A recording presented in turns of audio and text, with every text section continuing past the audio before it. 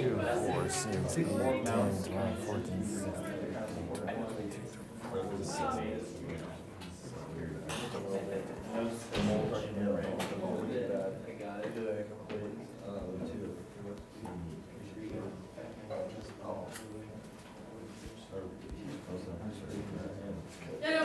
both of our brand new bikes on it.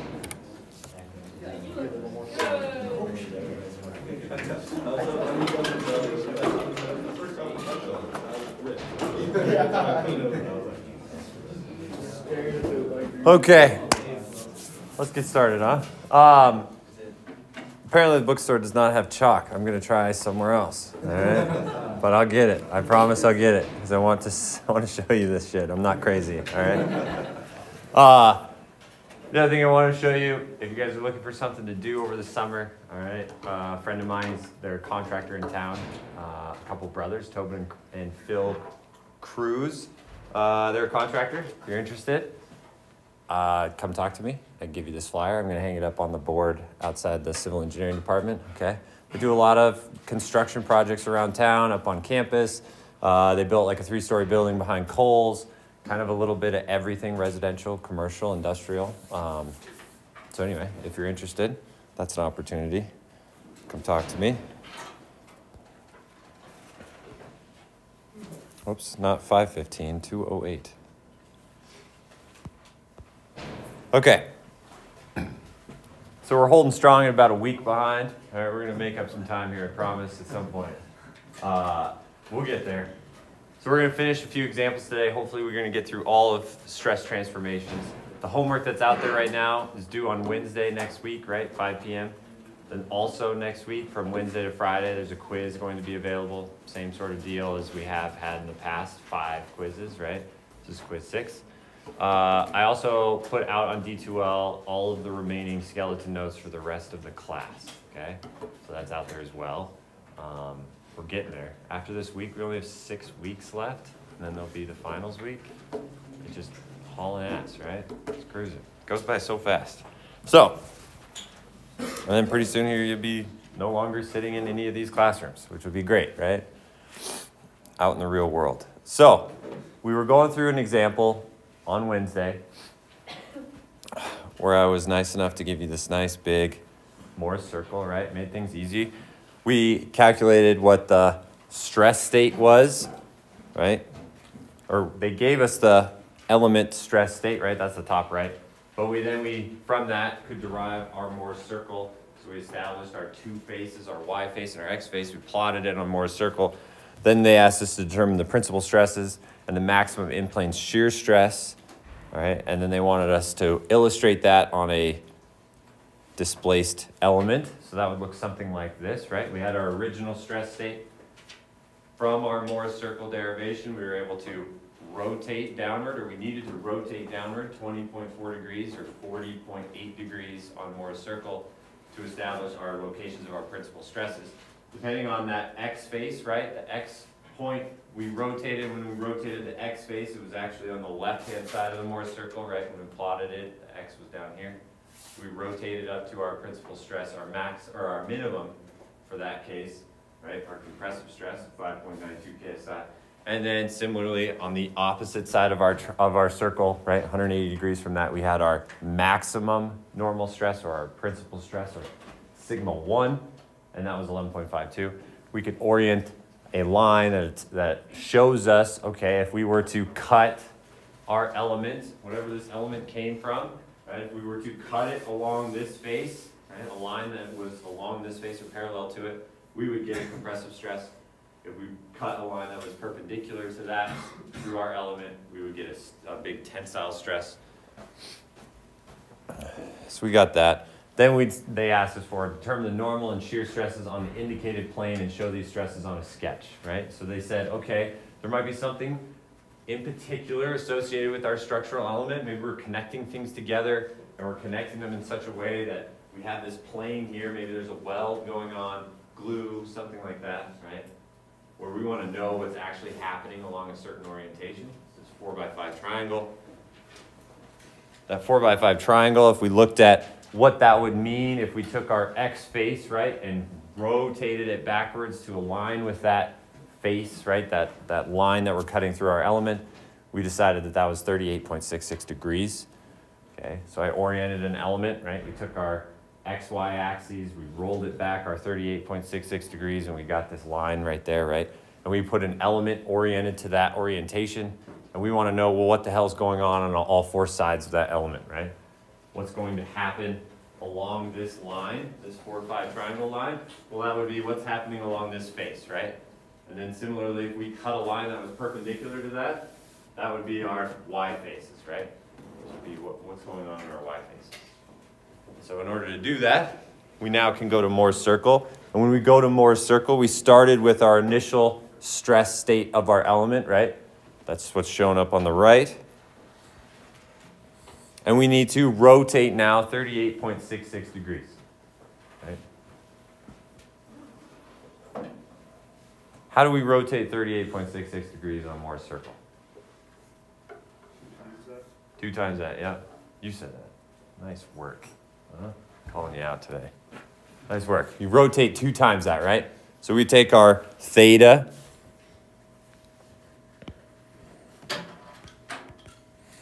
was 38.66 degrees, and we want an alpha. We're going to call this alpha 1 is 2 times theta. Or in our case, this would be 77.32 degrees, right? So we're going to start at our known orientation, right? Our stress state that's shown up on the right.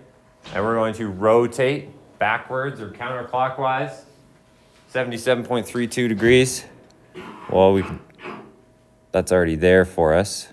That's alpha 1. Let me go to that magenta line there.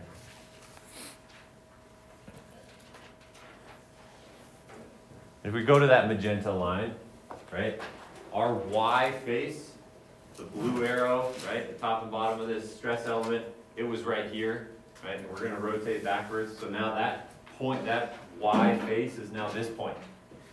Yes? We just rotated backwards because that's the direction we rotated the block. Correct. Yep. Yep. You follow the same direction.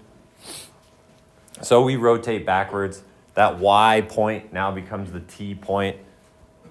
Down here, the X point, right? We're still rotating. This is 77.32 degrees, right? So X becomes N. And now we really need to know what those 2 points are, right?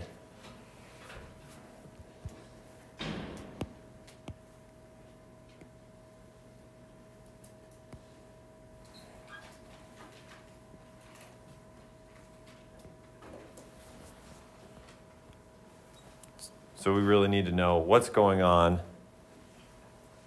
to get us our components of those 2 triangles, right? Because when we get the components of those 2 triangles, we're essentially going to get our shear stress, right? That'd be the Y component. And then the X component, well, that will give us what our normal stress is, right? In one case, we're going to add that component to the center. The other side, we're going to subtract that component from the center.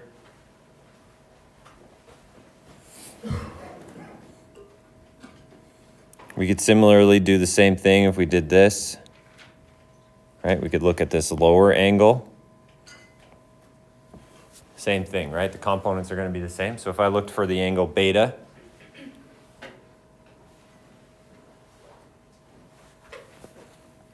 I could say that beta equals 180 degrees minus what we call alpha 1. And I'm going to subtract out alpha principal. That would be this right here, right? So 180 degrees, that'd be principal stress to principal stress, right? This entire angle. Beta, I know, is going to be this 180 minus alpha due to the principal. Calculated that. Alpha 1, right? Came back this way. Whatever's left over out of the 180 is going to be our beta.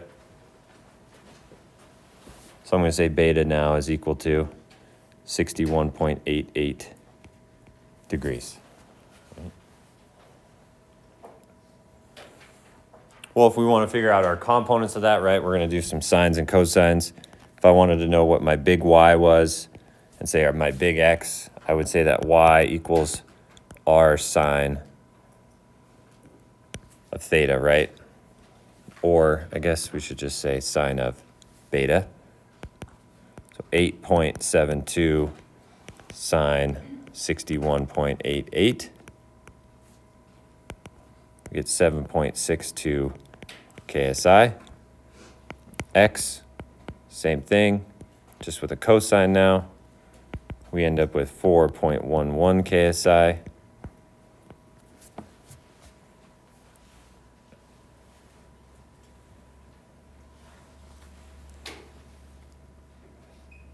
So we've got a normal stress now equal to X minus the center equals 1.31 KSI. Right? Everyone see that? X minus the center. That's going to give us this little portion of this triangle, right? X, we've calculated this. The center is this. We want to know what that is. Figure out what our actual coordinate is. We get 1.31. We can do that very similar thing, right? Down here to figure out our coordinates for this point, right? It's going to be the center plus X now, or 6.91 KSI. So we end up with some coordinates here of 6.91 KSI, comma, 7.69 KSI. Up top here, we're going to have negative 1.31 KSI, 7.69 KSI, right? Our shear stress is going to be equal and opposite, just on either side of our x-axis. Now that we know those two coordinates, right, we know what's going to happen on the y face. The y face is now that T point. The x face now rotated and is the end point. So if we go back to our stress block, right, our x face is actually in tension now, right? 6.91 KSI. That was that end point on our Moore's circle.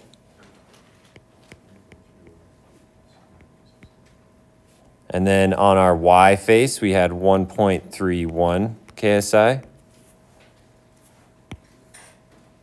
On our x face, the shear stress is running counterclockwise, right? It's below the x-axis, counterclockwise, positive shear stress.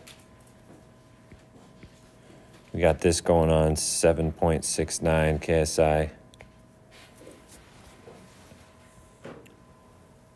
And that's what's going to happen, right? That's the stress state oriented to this angle of interest, right? All that makes sense? So along that line, this 4-5 triangle, right? If you slice this element, there would be a 6.91 KSI tensile force, right? Or tensile stress, sorry. And a 7.69 KSI shear stress. Yes.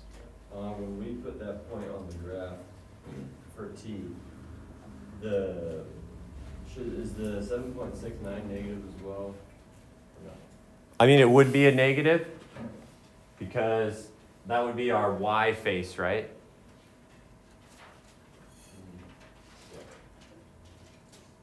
That would be our y face, which would mean that if we look at our Moore's circle, it's rotating in the clockwise direction, right? We're up here above the x-axis, clockwise direction, right-hand rule, into the page is negative. So it needs to try and spin our element clockwise, so that's why we get the orientation that we do there. Right? Yes? On your Moore's circle page, when you calculate the bottom 7.62, is that, you need to put 7.69? Oh, yeah, sorry. You guys really don't give me any breaks, huh? Just no mistakes. Thank you. 7.69, yes.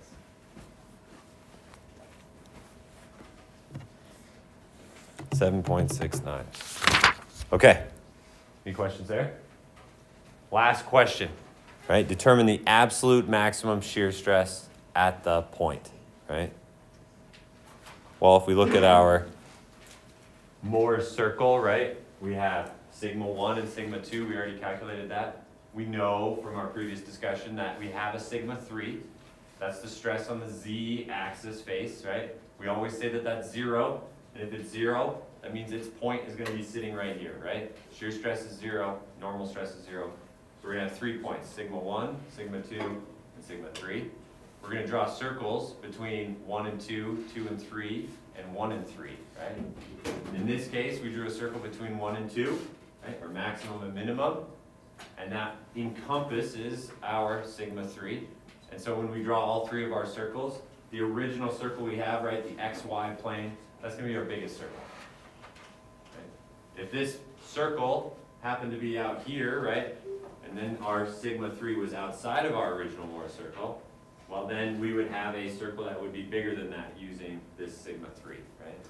So in that case, our absolute maximum shear stress would not be the same as our in-plane maximum shear stress. Okay, but in this case, because we are enveloping, or our origin, or the 0, 0 point, or our sigma 3 point is inside of our Mohr's circle that we drew for our in-plane stresses, then our maximum absolute shear stress is the maximum in-plane shear stress. And we've already calculated that, right? That's the radius. So if we do part D, tau max in plane is the same as tau max absolute. And that equals the radius, which we already calculated as 8.72 KSI. Right?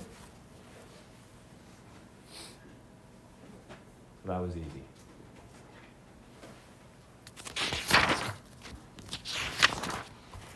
All right. Yes, Drew. Quick question on the, when you said beta equals 180 minus Alpha. Yep. Are you adding the principal alpha and the I'm subtracting them all out. what? I should have been. What angles is alpha p though? Alpha p was this original alpha we calculated right here. You can call it alpha p or the principal orientation alpha. I'm confused on that. 180 minus that gives you beta though. 180 minus both of these alphas. Okay. This alpha and this alpha, right? We're starting at 180, which would be the angle between sigma 1 and sigma 2, right? And so beta is going to be whatever angle's left after we get rid of this angle, which was our angle we used to get to our principal stresses, which was 40.8, minus alpha 1, right, which is the angle we just calculated that gets us to our 4-5 triangle, and then whatever's left over is going to be beta, right? Yes? When you wrote sigma n equals x minus c, is that supposed to be sigma t? Oh, yeah. I meant it as in, like, it's the normal stress. But yes, you are right. So is that saying that, like, sigma n is also? We could just say sigma. Well, no, it just means that sigma t, you could say that is sigma t. Because it's going to be, right, x was this full distance. And we're going to subtract out the center to give us this little guy, right? And then for sigma n, right, we need to know this coordinate point from 0, which would mean that we would need to add x to c, right, to get that. That's also normal stress though? Yes, normal stress, right? Or anything on our x coordinate is always normal stress. Yep. Okay.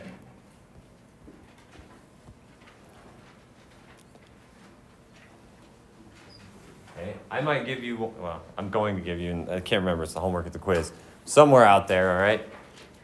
I'm going to give you a Mohr's circle, right? And from a Mohr's circle, you can pull out information, right? I wouldn't have to just give you this stress state. Okay? You might start with a Mohr's circle with 2 known points, which is what we have here, right? The Mohr's circle is shown for a point in a physical object subjected to plane stress. It says determine the normal and shear stresses and show them on a stress element. Okay? How would we start this, right? Determine the normal and shear stresses and show them on a stress element, right? And they gave us our Moore circle.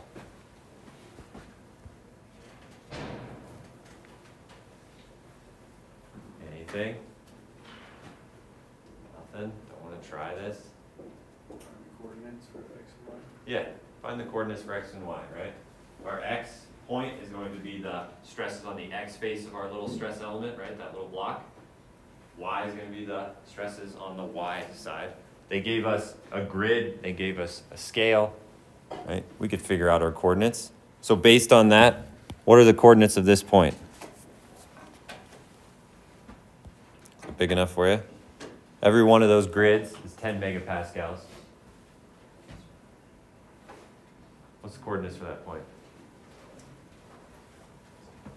90 megapascals and 70.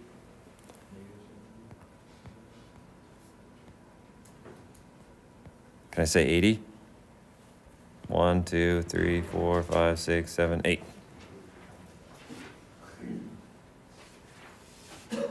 80 and 70, right? Just that simple. Go through, we count them out. So that would be our coordinates of our X face. Y face, well, we know one of those coordinates already. We would have to, right? Because it's got to be symmetrical. Those points are going to be equal and opposite across our X-axis. And then if we count our grids, we got negative 20, right? 2 blocks over, 7 blocks up, negative 20 megapascals. Okay, knowing that, right, we got this stress element. Beautiful block. Okay, this stress element's going to have coordinates to it. X and Y, right? And if we have X and Y, and we have our X and Y points on our Moore circle, and we have our coordinates for those points, right? What is going on the X face? Tension of 80. Tension of 80. Something like this. What else do we have on the X face?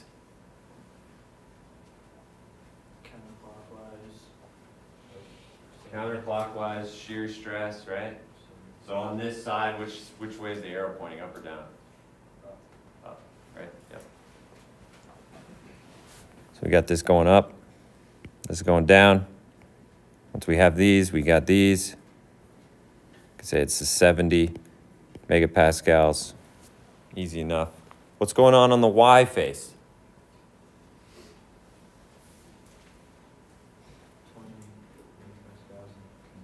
In compression, right? So arrow pointing towards the face, like that. It's 20 megapascals, right? We don't have to put the negative on it because we're showing the sign based on the arrow direction, right? 20 megapascals, the arrow tells us that's in compression. So that's part A. Really straightforward, right? Part B, right? Determine the principal stresses and the maximum in-plane shear stress acting at the point and show these stresses on an appropriate sketch.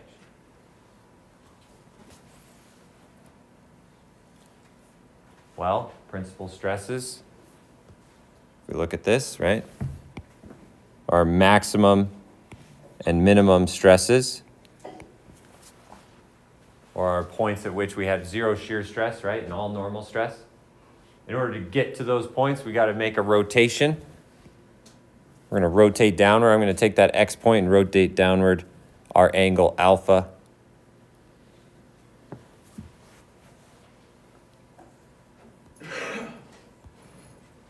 So if we look at part B, right?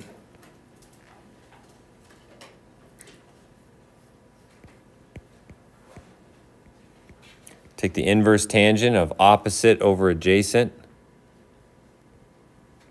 Opposite, adjacent. Our opposite would be our 70 megapascals. Our adjacent, well, that's going to be the coordinate of our X point minus the center, right? We're looking for just that little component of the triangle. If we count those blocks, right, we essentially have 8 blocks to get to point X. We're going to subtract our 3 blocks, that leaves 5 blocks, right? So 80 minus 30. We end up getting alpha, and that alpha equals 54.46 degrees. And as we know by now, right, that angle is twice what the real orientation in the real world would be, or 27.23 degrees. Right? So we know that we're going to rotate this block that we established in part A, and we're going to rotate it counterclockwise 27.23 degrees. The x face now is going to be sigma 1, right? The y face is going to be sigma 2. Well, in order to get those, right, we really want to know what's the radius, right, and what's the center, because those 2 points, the maximum and minimum stresses, are going to be the center plus the radius and the center minus the radius, right? So we've got sigma P1 is sigma max equals the center plus the radius. Well, the radius is the square root of the sum of the squares, right? Which we would get as 86 megapascals, right? It would be the square root of the sum of the squares of 70 squared plus 50 squared, right? Square rooted. Those are our 2 components of our triangle. We could figure out the radius.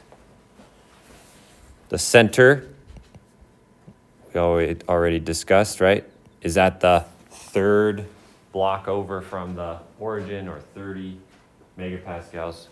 So when we add those 2 together, we get 116 megapascals for sigma 1. Sigma P2 is sigma min. So the center minus the radius is negative 56 megapascals.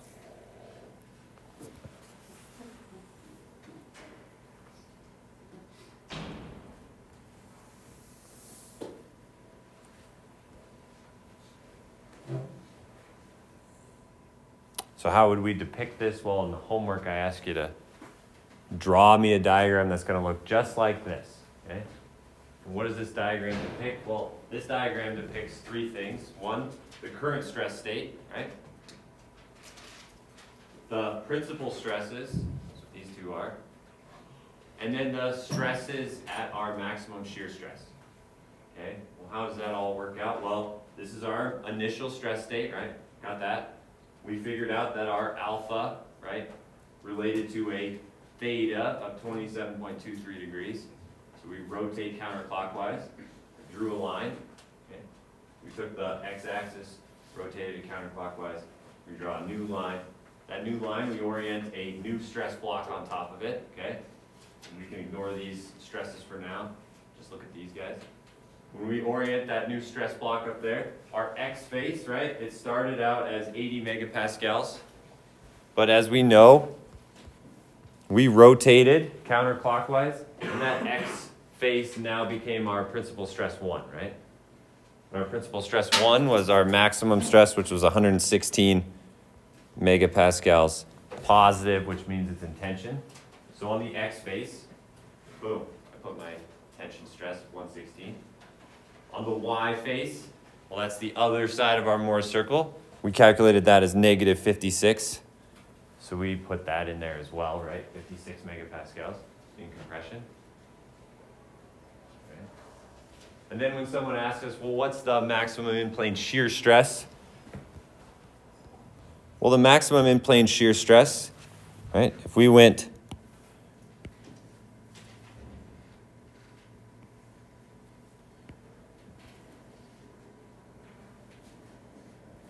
we rotated, right, from our initial stress state to our principal stress state, right? This black line rotated counterclockwise. We got to here. Okay? Now that we got to here, we created a stress block that was oriented at that angle. We put our 2 stresses on it. Well, then they asked us, well, what's going on in the maximum shear stress? Well, what we can do is we can take this, right, and rotate it 90 degrees, and then we're going to get another stress state. And that stress state is going to look something like this.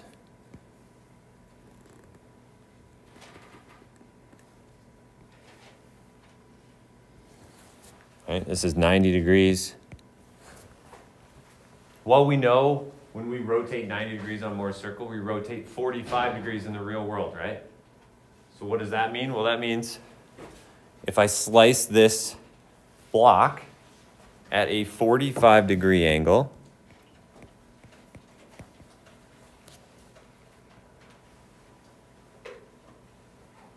I am effectively figuring out one of the planes that's associated with our maximum shear stress, right? Maximum shear stress is the radius. That's what this is, 86 megapascals. We put that on there. It's clockwise, right? It's clockwise because we're looking at this point right here, right? Because if we look at this,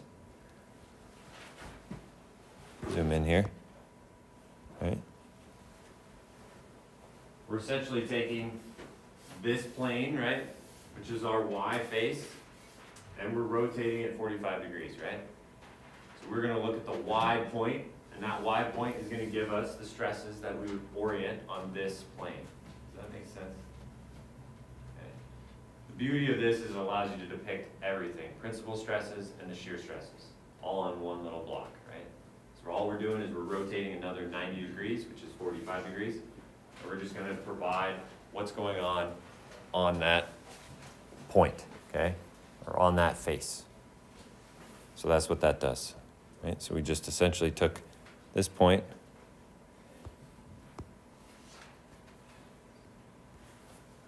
and plotted it on that face, right? Okay. Any questions? No? All right. Man, maybe we're going to catch up. Oh, sweet. All right, so bringing it together here, right, and I mentioned this already. You CETs might be dealing with some sort of drill, right? Showed you a drill rig up in Spanish Peaks, working on the montage project.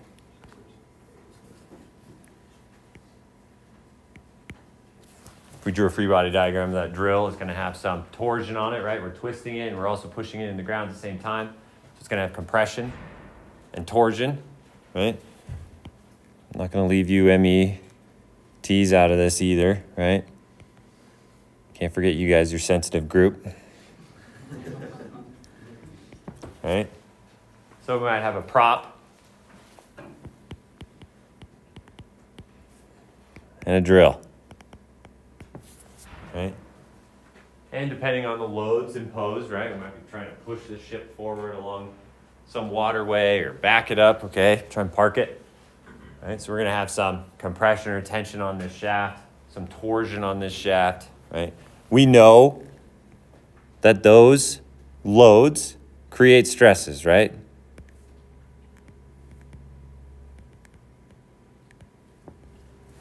Normal stresses and shear stresses. And we know that because we've gone through the formulations. We know that force, a normal force to a surface provides a normal stress, and that stress is the force over the area, the cross-sectional area.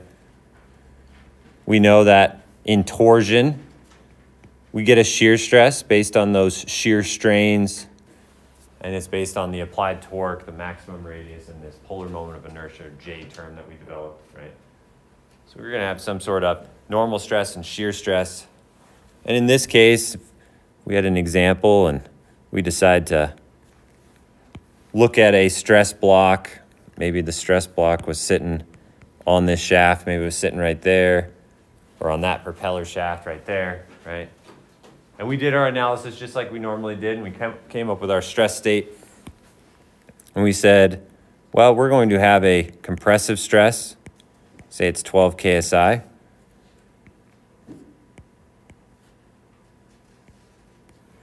And we have a shear stress of 8 KSI.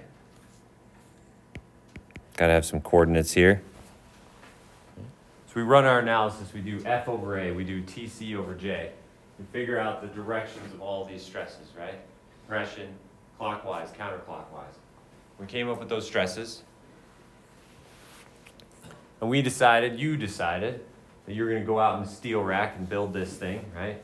You said, all right, I've got typical 1-inch solid shaft steel, right? Cold rolled, something like that, of A36. Let's say it's A36. Very common steel specification, A36. That A36 steel is going to have a yield stress, right? What's the yield stress of A36 steel? Take a wild guess. 36 KSI. KSI. That was hard, right? 36 KSI. All right.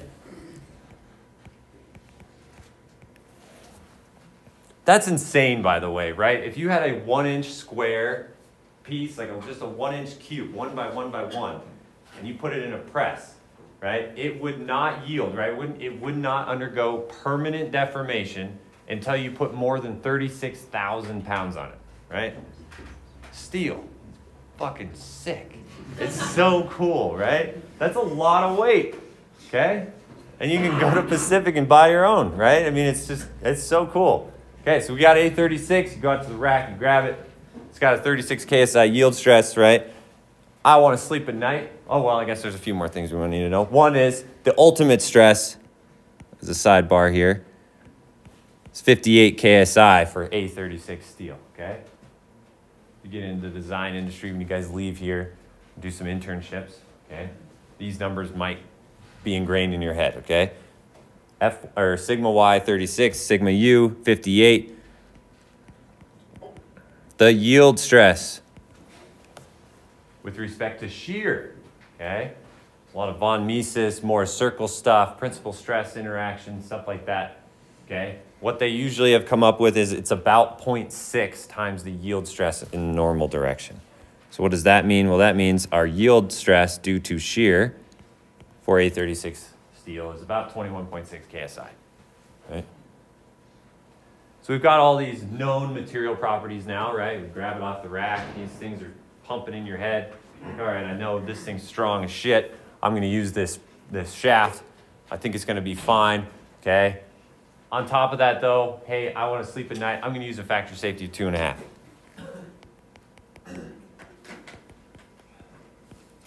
Right? I want to get some good night's sleep, knowing that this thing's not going to break out there. Someone's going to call me and tell me that I'm an idiot, okay? I did this wrong. So factor safety 2.5. So what does that mean? Well, that means our allowable normal stress, right, is 36 divided by 2.5. That's 14.4 KSI. Whoops. That means our allowable shear stress is 21.6 divided by 2.5, right? Done this before. 8.6 KSI.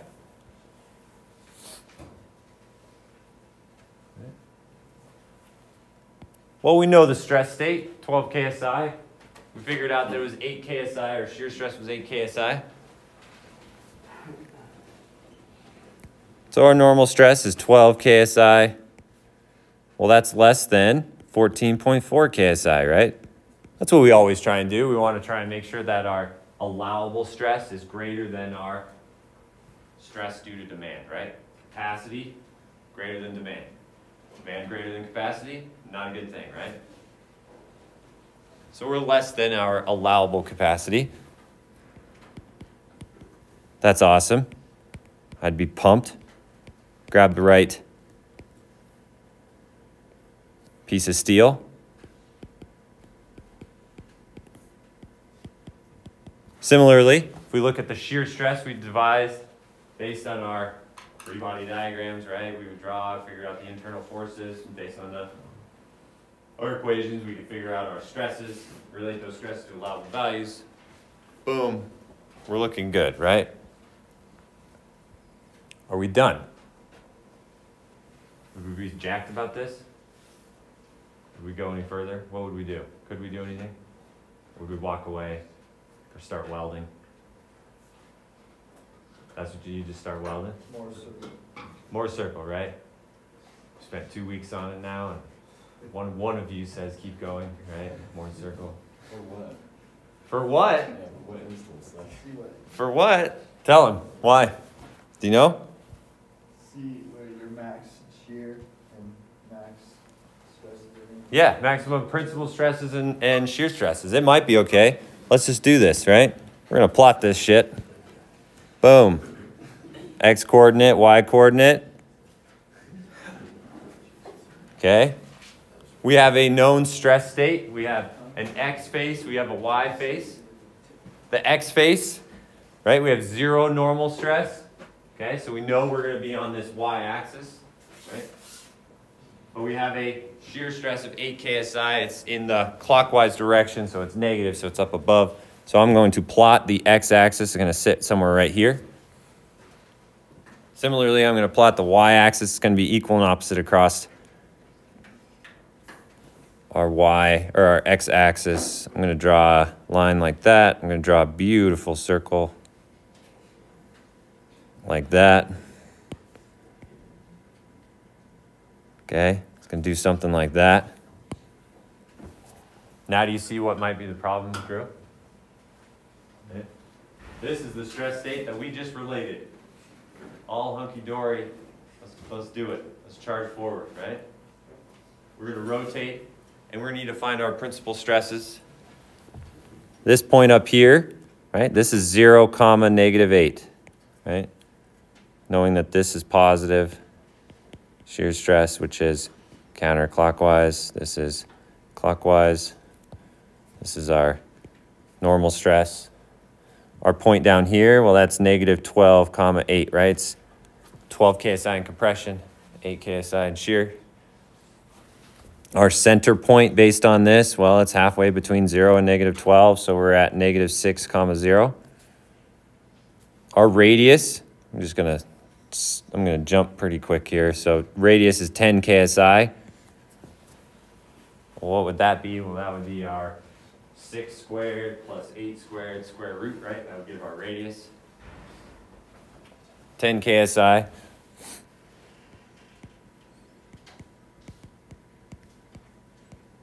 Our maximum shear stress is our radius, right? That's the highest point on this circle. It's going to be up here and down here, right?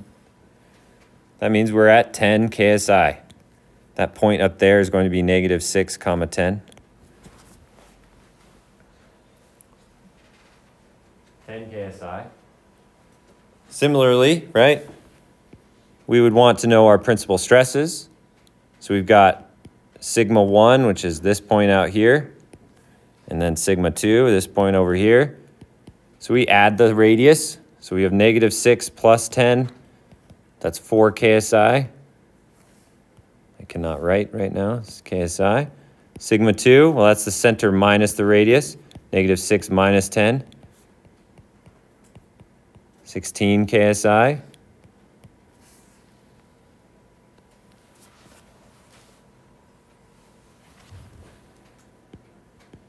Sigma 2, well, that's greater than sigma allowable, right? Tau max, well, that's greater than tau allowable. Right? This is like, I'm really sad now. Sucks. Right? Don't do this, right? Don't do this in a sense of, don't stop at the very beginning, right? You want to follow this through. You want to make sure that you're finding every orientation, right? The maximum stress at any orientation in that shaft. Okay, and I will be bringing in chalk, okay?